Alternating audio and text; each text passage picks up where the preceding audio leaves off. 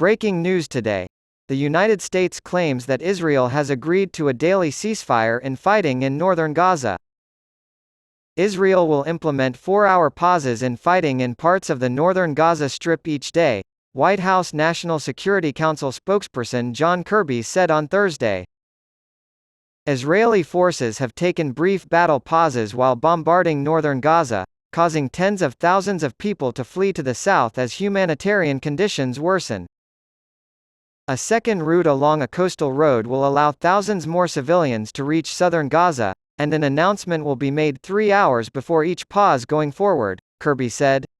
He told reporters in a briefing that Israeli officials had assured the United States that there would be no operations in those areas. His remarks came after 2 foreign diplomats and a U.S. official reported that the United States had discussed with Israel and Qatar a possible proposal for a days-long pause in the fighting. Short ceasefires have been implemented in recent days, according to Israeli officials, so that Palestinian civilians in northern Gaza can relocate to the south. A White House official explained that the pauses announced on Thursday were merely a formalization and expansion of what Israel has been doing for the past few days. The official stated, "Today, the IDF is implementing these localized tactical humanitarian pauses on a daily basis, and they are formalizing that they are going to be carried out at predetermined times and locations which will be communicated in advance." The official said that increasing the number of humanitarian corridors from 1 to 2 per day constitutes the expansion aspect, and that Israel retains the right to respond if Hamas attacks or launches hostile operations during the cessation of hostilities.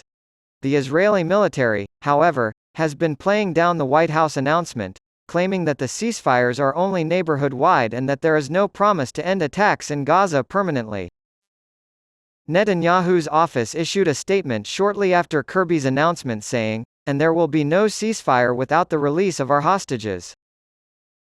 IDF spokesperson Rear Admiral Daniel Hagari stated in a briefing on Thursday that the fighting continues, despite local tactical pauses. Israeli officials have stated repeatedly that a ceasefire will not be agreed upon until all of the 240 or so hostages taken by Hamas during the attack on October 7 are released. The announcements of Thursday's pauses didn't include a mention of hostages. Kirby said, "We continue to work with our partners in the region to get those hostages out," in response to a question about whether or not there would be longer pauses to free the hostages. "We believe that delays, if necessary, can help ensure the hostages' safe passage and eventual release."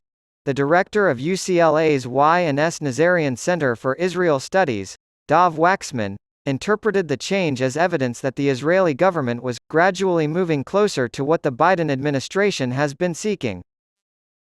As NBC News has previously reported, there were mounting concerns among top Biden administration officials over how Israel is carrying out the war, with its offensive in Gaza so far seeing more than 10,500 people killed in the enclave. "I think clearly the Israelis have recognized the concerns of the Biden administration, and obviously they value greatly the administration's, continued support for Israel," Waxman said. According to him, short pauses in the fighting are probably being held as a way to both appease the United States and gauge Hamas' reaction to the pauses. What would Hamas' response be if they did this? Is it going to compromise the ground war? He asked. Earlier this week, Israeli military liaison with the Palestinians' head of the Civil Department of Kogat Colonel Elad Goren told NBC News that Israeli forces needed to limit the times for pauses in fighting because whenever troops are not maneuvering, they are targets for Hamas terrorists. "So, we are limiting those hours," he commented. "If there is a need to extend it, we will extend it." Since Israel has recently claimed that its troops have reached the heart of Gaza City, tens of thousands of Palestinian civilians have fled from northern Gaza. After the IDF announced it had opened humanitarian corridors for civilians to flee, Hagari estimated in a briefing on Wednesday that around 50,000 Palestinians had moved south that day. Over the course of the past few days, the corridors have only been open for a few hours each day, prompting many people to flee the area due to Israel's relentless bombardment and the worsening humanitarian situation caused by the depletion of food, water, and other essential resources. The unfolding catastrophe in Gaza makes the need for a humanitarian ceasefire more urgent with every passing hour, said UN Secretary-General Antonio Guterres on Wednesday, emphasizing the importance of protecting civilians. He stated, "Gaza is turning into a graveyard for children. Every day, hundreds of young men and women are reportedly killed or injured." Palestinian civilians will benefit from the White House's announcement, according to University of San Francisco professor of Middle East politics Stephen Zunes, but this will not end their tremendous suffering. "Any pause in the fighting will ease the incredible humanitarian crisis that has been going on," he said. "It will allow Palestinian civilians to flee combat zones.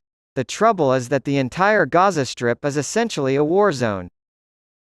The longer the ceasefires," he said, "the better," but he added that even short ones were preferable to none. Israeli President Isaac Herzog told NBC News earlier on Thursday that Israel had not received a substantial offer from Hamas on a deal to see hostages freed, contradicting earlier reports that a deal for a longer pause in fighting might be close at hand.